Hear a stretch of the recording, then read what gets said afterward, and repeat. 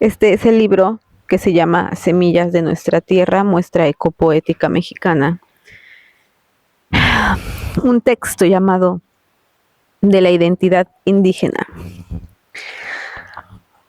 Regresar a casa es como abrazar a la madre que te recibe desde la puerta. Esa madre que marcó tus pasos, sembró en ti el pensamiento, las manos callosas, los ojos rasgados, los pies color café, que saben dialogar con las montañas, el alma lucero que se disuelve con los amaneceres.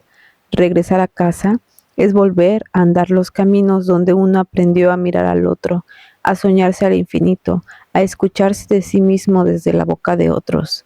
Regresar con el alma llena de mariposas es como no haberse ido nunca, porque para llegar lejos uno necesita memoria, ese recuerdo que uno lleva atado hasta la muerte. Mi primera formación la recibí en casa bajo una toronja de 60 años. Ahí escuché los consejos de mi abuela y de mis tíos.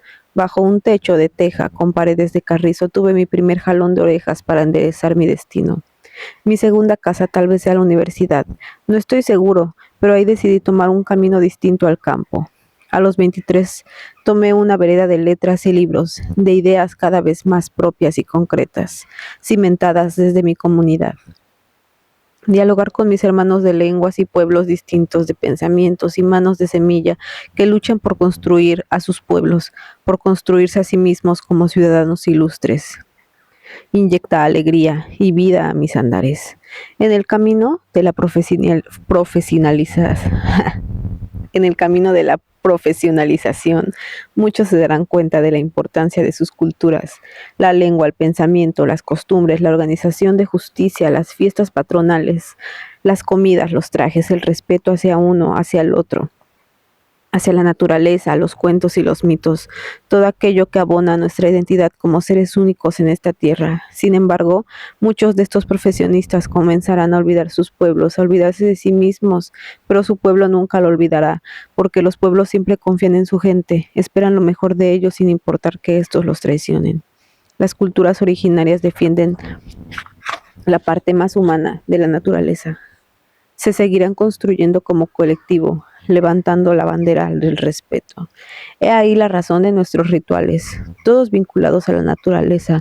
Por más que se les tache de profanos, seguirán por los largos siglos. La gente tiene esperanza en sus hijos del pueblo. Todo aquel que sale a prepararse fuera de su comunidad es hijo del pueblo. Por eso es necesario regresar a nuestro lugar de origen, a esos pueblos que han sido golpeados, violentados, castigados, perseguidos y alejados del desarrollo urbano. Es necesario reivindicar lo nuestro. Esto es ser personas de respeto ante el mundo. Para entendernos tenemos que regresar a nuestra historia, invisibilizada y no escrita en los libros de educación básica. Eduardo Galeano nos recuerda en uno de sus textos, lo que existe es una historia de machos blancos para los machos, donde la mujer está totalmente invisibilizada. Cuando en América, durante la invasión europea, grandes movilizaciones de mujeres lucharon por sus pueblos, por sus hijos y por la vida. Sin embargo, no fueron tomadas en cuenta en la historia oficial por ser mujeres. Y peor aún, por pertenecer a un pueblo originario. Por ello es necesario entender nuestra historia, la lucha de los demás y del por qué debemos intervenir en las decisiones para lograr, para nuestros pueblos, para nuestras lenguas. Es necesario dialogar, preguntarnos quiénes somos, de dónde venimos, hacia dónde vamos. La identidad del cual hago referencia se define como la concepción y expresión que tiene cada persona acerca de su individualidad y acerca de su pertenencia o no a ciertos grupos. El rasgo que se considere decisivo para la formación de la identidad cambia según las culturas y periodos históricos. José del Val define a la idea como un atributo de la persona y de todo grupo humano, dado que es condición misma de su humanidad. Por tanto, no existe individuo o grupo sin identidad. La identidad es una resultante compleja de situaciones históricas y valoraciones subjetivas. No es un dato inequívoco y comprobable. A partir del siglo XIX en España, Estados Unidos, México, Argentina y demás países americanos propusieron conmemorar la llegada de los españoles a estas tierras. Algunos nombres de tal festejo son Descubrimiento de América, Día de la Raza, Encuentro de dos Mundos, Día de la Hispanidad, Columbus Day, etc. Estos conceptos y celebraciones fueron propuestos por los gobiernos e intelectuales mestizos sin tomar en cuenta la voz de los pueblos originarios ni las cicatrices aún vivas en millones de personas que viven desde el norte de México hasta el sur de Chile y Argentina. Decir descubrimiento implica muchas cosas. Nosotros nunca fuimos descubiertos. Nuestros antepasados llevaban más de 5.000 años de civilización en estas tierras.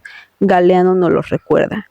En 1492 los nativos descubrieron que eran indios, descubrieron que vivían en América, descubrieron que estaban desnudos, descubrieron que existía el pecado, descubrieron que debían obediencia a un rey, a una reina en otro mundo y a un Dios de otro cielo, y que ese Dios había inventado la culpa y el vestido y había mandado que fuera quemado vivo quien adorara al sol y a la luna y a la tierra y a la lluvia que la moja.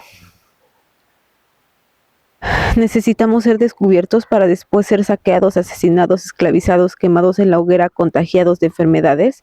Para los gobiernos mestizos todo fue necesario para llegar a donde estamos. Y la pregunta es entonces, ¿en dónde estamos? En una civilización que ha alcanzado cosas interesantes en cuanto al desarrollo tecnológico, científico, biológico, educativo y artístico, pero también sociedades llenas de racismo, machismo, discriminación, corrupción, narcoviolencia, feminicidios, despojo de tierra y más, donde nuestro medio ambiente está en decadencia. Y por feo que se escuche, es en los pueblos originarios donde hay más salud ambiental, ríos y aires limpios, aves, mariposas, valores de respeto, sin olvidar los altos índices de analfabetismo, pobreza extrema y muertes infantiles. Del colonialismo nacen las palabras indio e indígena para clasificar a los que no eran blancos ni católicos. La palabra indio se ha usado para minorizar a la gente por su condición de pobre, con malos modales, incivilizado, idiota, tonto, bueno para nada, pendejo, y así la lista de significados clasistas, despectivos y racistas. Sin embargo, de acuerdo con Elena Yasnaga Aguilar Gil, el término indio viene del sánscrito, que significa sindú. La palabra pasó al persa como hindush, al griego indos y de ahí al latín indus, y luego al castellano, ya convertida en Indo. El nombre de este río se relaciona también con la región que conocemos como India, y después mediante una historia de confusiones geográficas escuchada ya demasiadas veces, el gentilicio indio terminó siendo utilizado para nombrar a los integrantes de un conjunto de pueblos que habitaban el continente americano a la llegada de los colonizadores europeos. De este término nació la palabra indígena, que significa originario de. En su aplicación y significado en la vida cotidiana está relacionada con algo peyorativo y solo se aplica a la gente que habla alguna lengua originaria, entendiéndose prehispánica como anterior a la llegada de los europeos, la invasión y el saqueo de estas tierras. Me acuerdo ahora de Jumbetán, escritor tzotzil, que desde sus primeros años de estudio amó a la historia y el glorioso pasado de los mayas. Después de estudiarlos descubrió que él era maya, que los tzotziles, los tetzales, tojolabales, mames y choles con los que convivían eran mayas. Pasé por algo similar. Desde mis primeras lecturas amé el pasado azteca, la labor de Nezahualcóyotl como arquitecto, poeta y sobre todo político. Tiempo después supe que hablaba náhuatl, yo también, pero no entendía esa relación entre los aztecas y nosotros, los nahuablantes, porque fueron de nuestras comunidades. Se nos conocía como indígenas o mexicaneros. Pasó un largo tiempo para entender de esa semilla, y ese pensamiento sembrados en nosotros venían de nuestros abuelos, nuestros tatarabuelos, quienes huyeron de las bayonetas, las espadas, las botas y los caballos para no ser exterminados y salvar esa identidad que ahora somos nosotros. Entonces entendí que el caso de los aztecas es el mismo que el de los tusabis, los mixtecos, los totonacos, los tutunacus, es el mismo que el de los tusabis, que de los huicholes, zapotecos, amuzgos, tlalpanecos. Antes de la llegada de los españoles éramos más de 100 culturas originarias con una lengua propia, de las cuales solo quedan 68 o 69 con el español. Según datos del INALI, representamos un 13% de la población total. Otros estimamos ser 25.5 millones de personas, entre hablantes y no hablantes de una lengua originaria. De los idiomas nacionales, por una confusión histórica, muchas personas siguen considerando a nuestros idiomas como dialectos.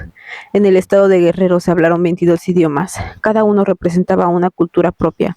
Con el tiempo quedaron 11 pueblos. Actualmente solo 4 Mepa, Tunsabi, Ñomda y Nahua, en donde sumamos un total de 515.487 personas, de acuerdo al INEGI en 2020, que hablamos una de estas lenguas, sin contar los que se nos consideran indígenas, pero que han perdido la lengua. Esta historia, estas lenguas, los pueblos rebeldes, triunfadores o aniquilados, toda esta filosofía, las creencias, las formas de vida o vestimenta distinta, así como la tierra y sobre todo el idioma, son lo que nos hace distinto ante el mundo, nos da identidad como seres de respeto.